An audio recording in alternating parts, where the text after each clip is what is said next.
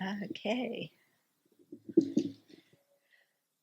so it's a real delight to be here with all of you, especially on the auspicious day of Lama Tsongkhapa Day.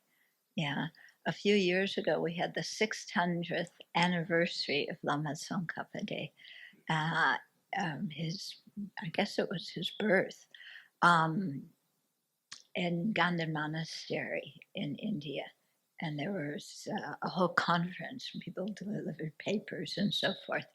And it was really beautiful to see so many people come then to really celebrate this great teacher.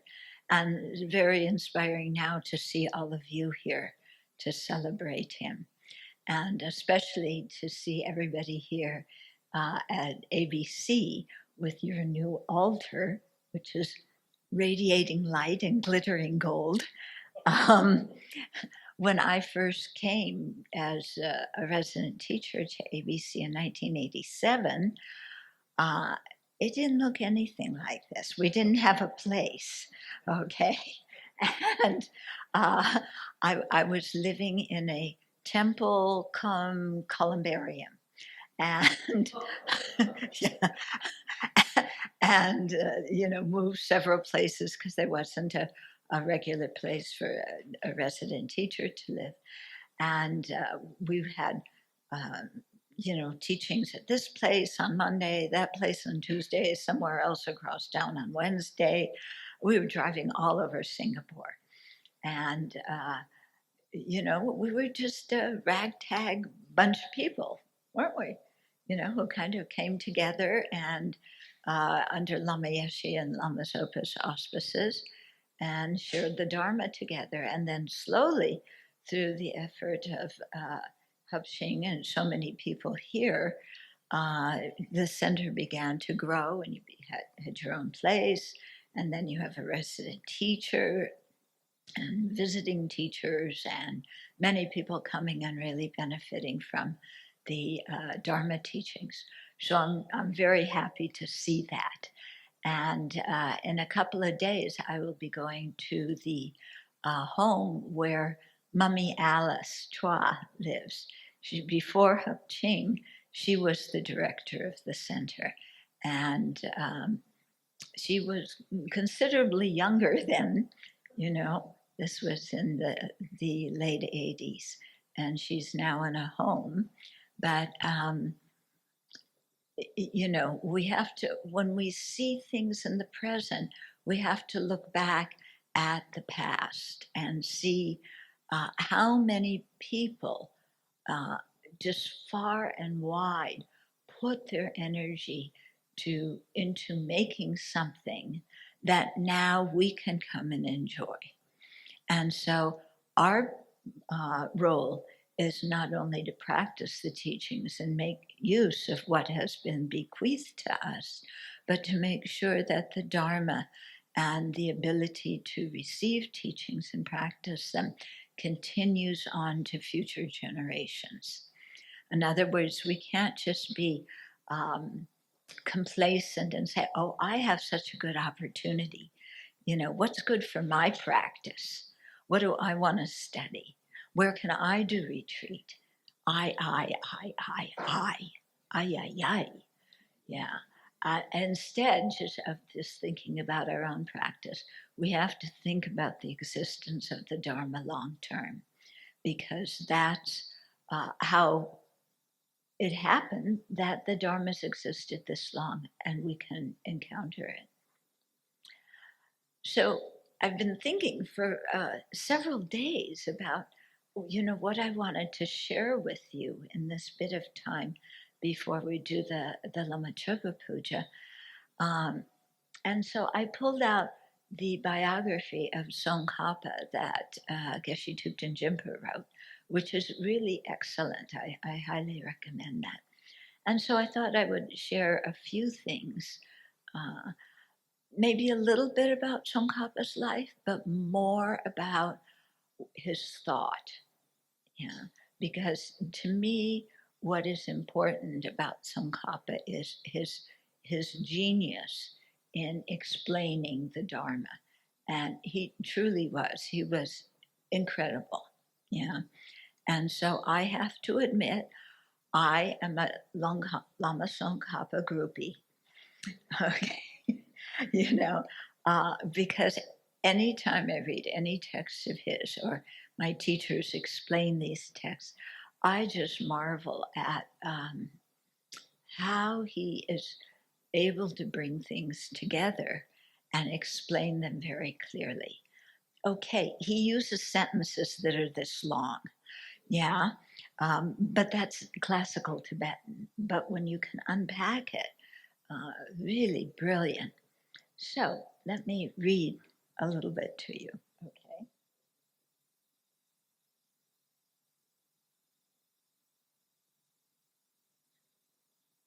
So the first little bit is about, you may have heard at one point he was in his life, he was teaching quite a bit, and Manjushri, you know, told him that he needed to go in retreat and to retreat. So he went with 8 disciples to the Oka Valley in Tibet. And I was very fortunate to be able to go there when Lama Zopa led a group of people in to visit Tibet in 1987. Yeah. And so with a small number of friends, I went into Woka, and we were traveling around there, and I went to the place where Tsongkhapa did retreat. Truly inspiring, yeah. So, okay, let me find it.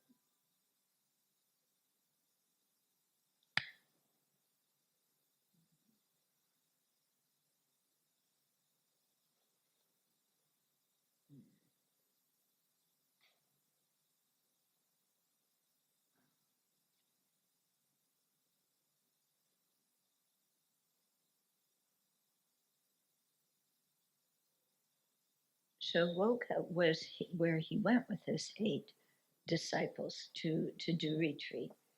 And one of the poems,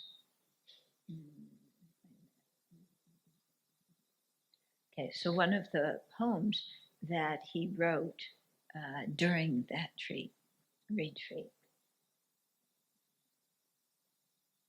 I wanted to find one other part first.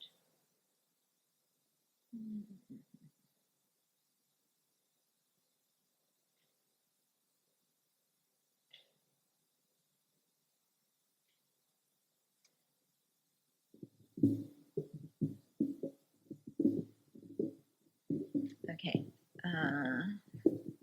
Okay. So here was some instruction that Manjushri gave to Tsongkhapa in starting the retreats, and um, he really emphasized at the beginning, really forming a very solid foundation. And so basically going through all the Lamrim teachings and not just understanding them intellectually, but really integrating them into his very being. And I always feel very reassured when I read about this kind of instruction, because that's how I base my practice. There's many people who jump into Tantra very quickly and do lots of, bells and drums and, big drums and long horns. And that's not my style. Um, I really like to contemplate the teachings, and especially the Lamrim. Okay, so Manjushri really emphasized that to Tsongkhapa, and so at the beginning of this retreat, he did that, and he made 100,000 prostrations to each of the 35 Buddhas. Okay, so that's 3.5 million prostrations. I did my 100,000. Now I can't even get down to the ground because of a back problem. So advice: when you're young and you can do prostrations, do them. Okay, don't wait until you have, impediments. And then Manjushri gave, so he did those prostrations. When you go to Woka, where he did them, you can see the outline of Tsongkhapa's body in the stone. The stone was his prostration board. Yeah. We like a mat and a blanket and, nice, soft, comfy things to prostrate on. Tsongkhapa was doing it on stone. Okay. And he left the imprint of his body there. He also did 100,000, at least, mandala offerings. And there's quite a large stone there that he used when he did those. And when you do mandalas, you're rubbing your arm on the stone like this. So, of course, his whole forearm became all torn up. But when I looked at this stone, I could see the outlines of flowers in it. Yeah, and I think that's because when we do the mandala offering, we often sprinkle flowers and we offer flowers. So you can see there's lots of little flowers that arose spontaneously in the stone. So here's the direct instructions that Manjushri gave to Tsongkhapa. So do not forget what I have taught you and commit these to notes. You should, 1, continue to supplicate the gurus and meditation deities and engage in sadhana practice. 2, strive in the dual practice of accumulating merit and purifying negativity. And 3, reflect deeply on the meaning of the great treatises. Engage in your practices by combining these 3 things. Do not be easily satisfied, but continue with your inquiry with sustained critical reflection. A time will come when what I have offered you here will act as the seed giving rise to a thorough understanding. Okay, so that's what he used as the ground for doing his retreat. So you can see there was the devotional part, of making supplications, doing the sadhana practice, and then especially purifying negative karma, accumulating merit. These 2 practices are so crucial. And sometimes we get a little bit puffed up and say, well, I don't have much negative karma, so I don't need to do that. Anyway, these are preliminaries, and I am a very astute Dharma practitioner. I can go right to the highest levels of Tantra. Good luck. Okay, so you can see if somebody who was already so developed as Tsongkhapa got these kind of instructions to purify and accumulate merit, surely people like us should do that.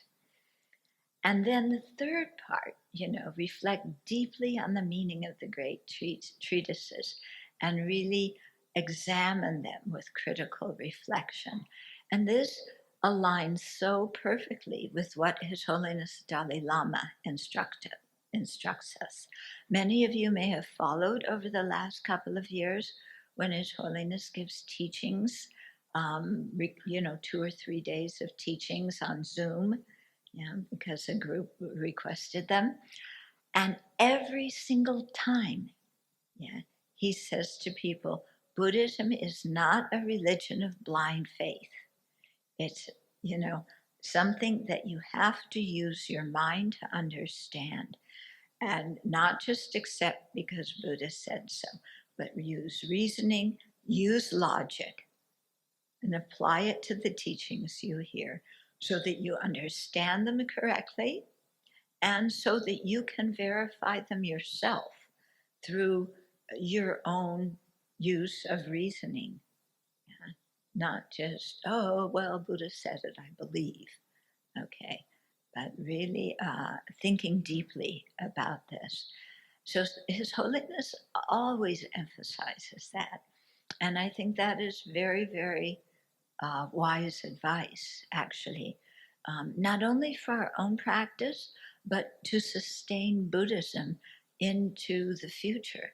Because if the Dharma becomes just something of rituals and faith-based, faith is good, rituals are good, but if they're just that, without the part of using logic and reasoning, then so easily the Dharma could degenerate and the really valuable teachings get lost. Okay, so I think good to follow His Holiness's advice. Okay, then.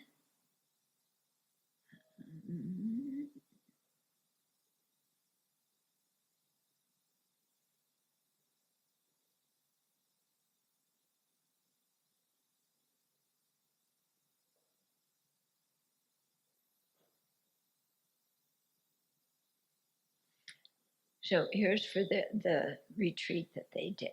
Tsongkhapa had insisted that during this long retreat, everyone in the small group would initially follow the tradition of the great Kadampa masters, starting with building a solid foundation in training their minds in the practices of the common path.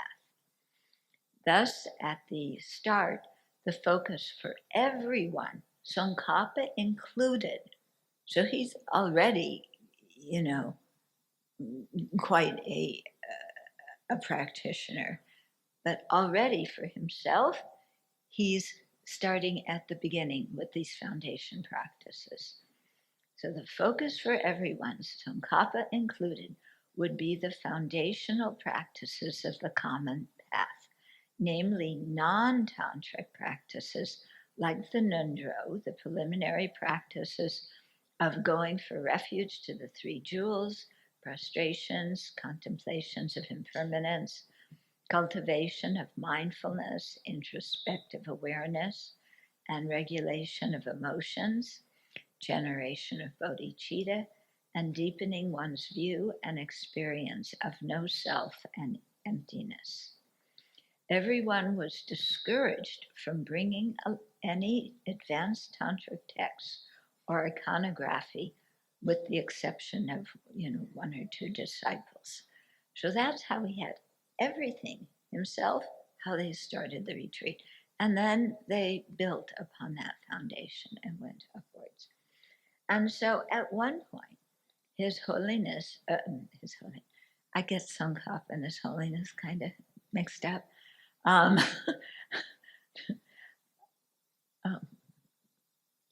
my computer changes pages when I don't change them.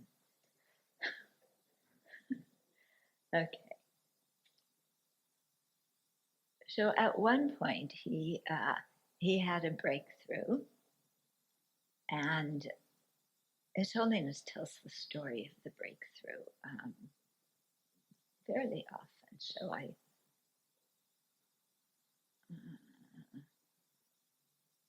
Okay.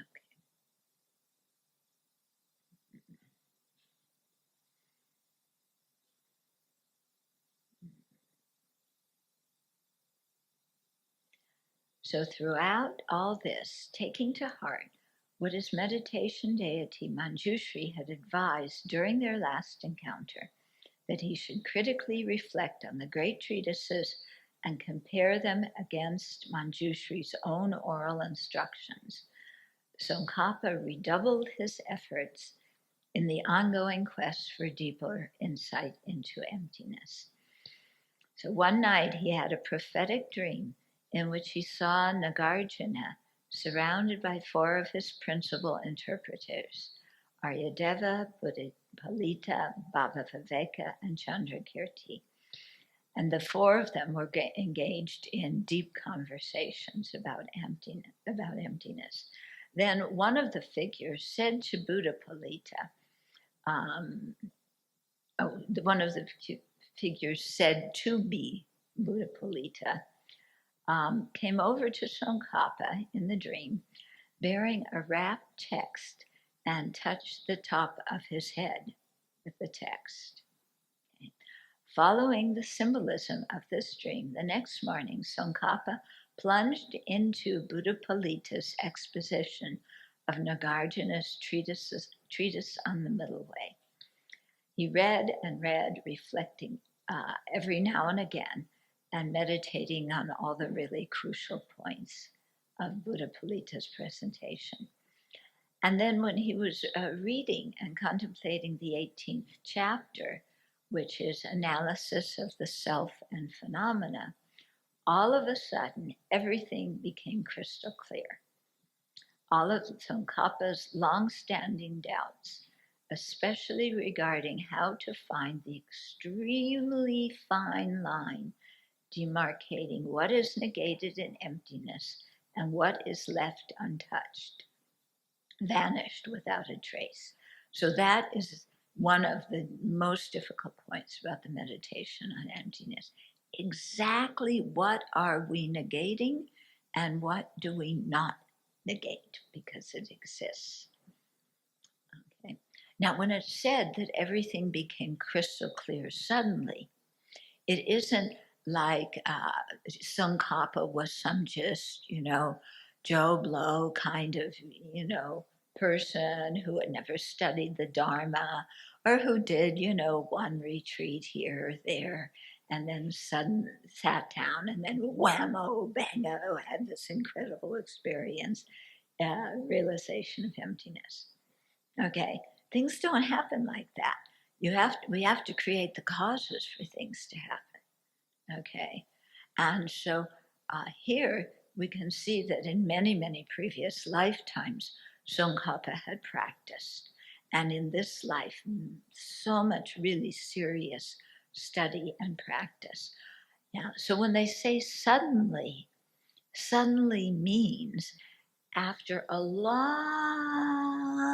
time of creating the causes and getting familiarity with the topic and checking it out, at the very end of all of that, when you finally get the insight, that's the sudden part. Okay, but it's preceded by a lot that comes before it. Okay.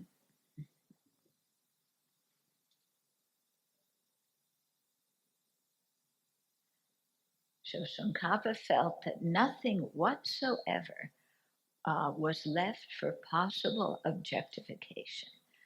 No object, no basis, no ground. In other words, there was nothing that was inherently existent. That's what he came to see. Okay. Yet there was no danger, not even the slightest hint, of collapsing into nihilism or some kind of ineffable absolutism. Okay, and it went on from there. Okay. So in volume 8 of the Library of Wisdom and Compassion that His Holiness is working on, it just got published, actually, on the 20th. Oh, it's going to be published in 2 days. But I got advance copies and brought them to Singapore. So there's some of them downstairs. Anyway, in that book, His Holiness at one point goes into depth. There's a few verses in Tsongkhapa's prayer about the 3 principal aspects of the path. Many of you probably have recited it and heard it, where he talks, not just about the first 2 principal aspects of the path, the determination to be free of samsara and bodhicitta, but the last aspect, gaining the correct understanding of emptiness, of reality. And in a few verses, he encapsulates what His Holiness says is one of the most difficult points of getting a complete realization of emptiness. Okay? In other words, just realizing emptiness enough is not enough. It's not sufficient. Yeah, we have to also be able to establish conventionalities, conventional truths at the same time. And it's very difficult to do because when we negate inherent existence, we can easily think, oh, nothing exists. And when we establish conventional existence, we can easily think, oh, all these things inherently exist. So, again, to get that actual point about what exists and what doesn't, and how it exists and how it doesn't, yeah, very delicate. And he explains that in his short poem on the three principal aspects. And then he unpacks that in volume 8. Yeah, so I recommend that volume. Okay. At the heart of Tsongkhapa's breakthrough experience was a profound realization of the equation of emptiness and dependent origination. It is one thing to declare that there is no contradiction between emptiness and dependent arising, that the two can converge in a single locus without logical conflict. Okay? So it's very easy to say that. It is quite something different, however, to understand this at a level where emptiness is dependent arising and dependent arising is emptiness.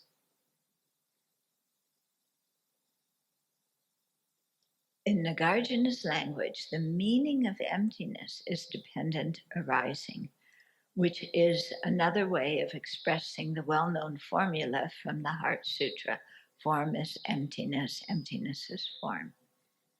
Okay.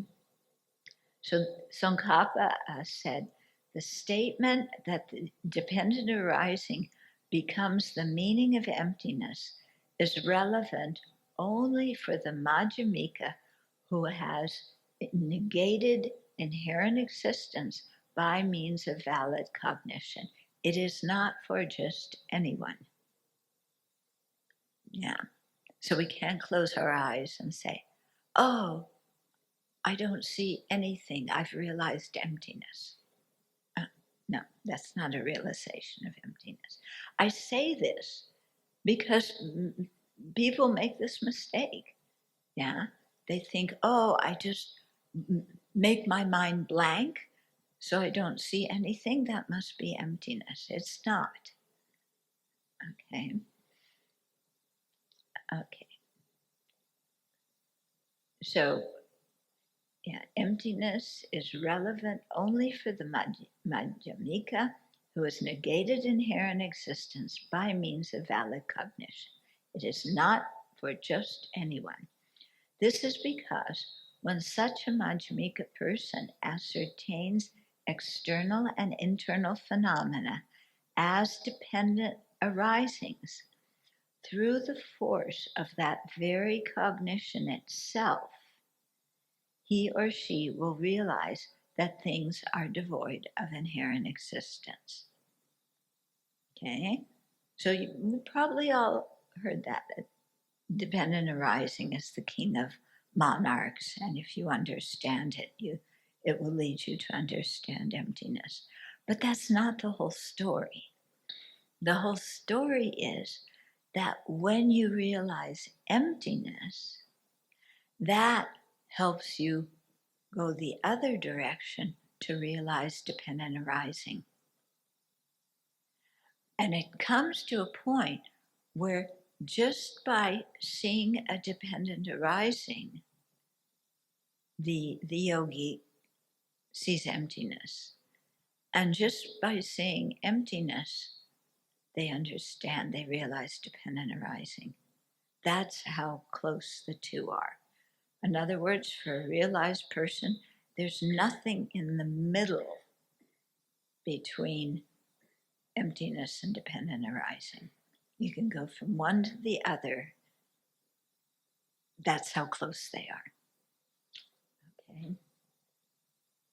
When, with respect to all phenomena of samsara and nirvana, you see that cause and effect never transgress their laws, and when you have dismantled the focus of objectification, in other words, inherent existence, at that point you have entered the path that pleases the Buddha. Okay, that's the first step. As long as the two understandings of appearance, the regulated world of dependent arising, and of emptiness, the absence of all standpoints, remain separate, you have not realized the intent of the sage. So you may have realized emptiness, but if you think of dependent arising as something over here different from emptiness, you don't have the complete view yet. Mm-hmm. However, at some point, when without alteration and at once, the instant you see that dependent arising is undeceiving, if the entire object of grasping at certitude is dismantled, at that point, your analysis of the view is complete.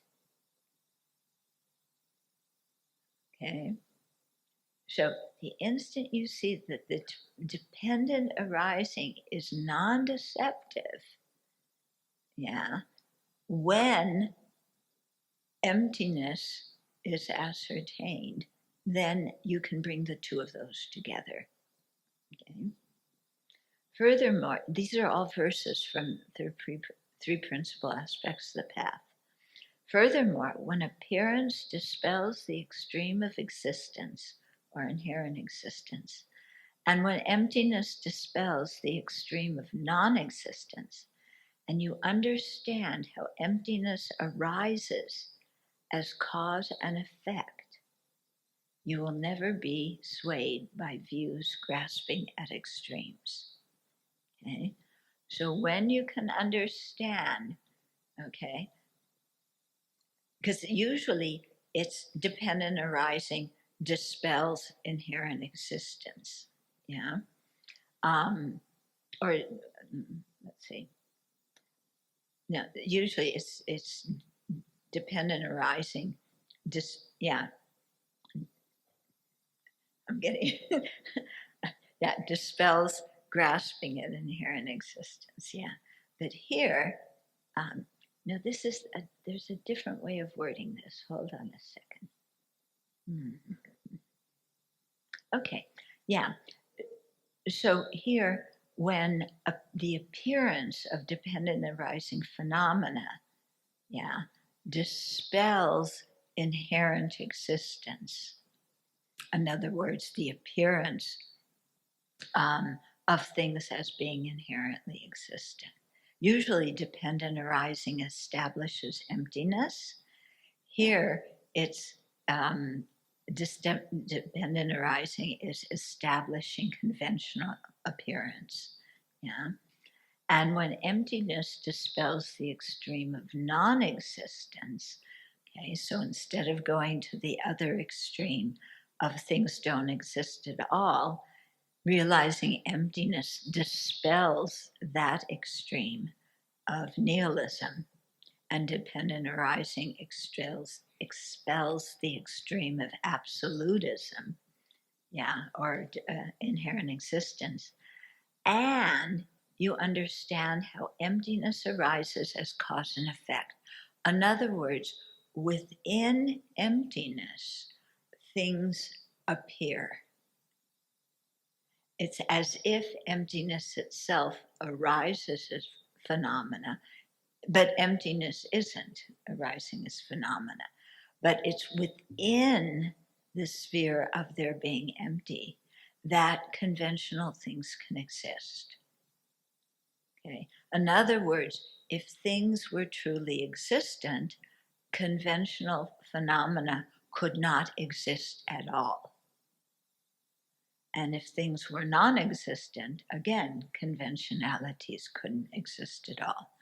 But here he's saying that within everything being empty, then we can establish the multitude and diversity of all phenomena. And they say that's very, very difficult to really establish that correct view and to actually realize it, not just intellectually knowing it. Okay, so I know this is tough material, but we need to hear it and become familiar with the vocabulary and the concepts, because then later when we hear it again, we'll understand a little bit more. If we only look at the easy things, then we'll never get any familiarity with the more difficult points. And His Holiness says, that's like an old person eating food. They chew the soft stuff and they spit out the hard stuff. So he says our mind should not be like this, where we only study what's easy and we ignore what's difficult. Mm-hmm. Okay. So when you understand how emptiness arises in cause and effect, you will never be swayed by views grasping at extremes. We will never fall to extreme views. We will have the correct view. Yeah. And once you have the correct view, then meditating on that and realizing it non-conceptually and directly is where you're going. Yeah. So this is just a little bit about Tsongkhapa. Yeah. He didn't just teach the easy stuff. Yeah.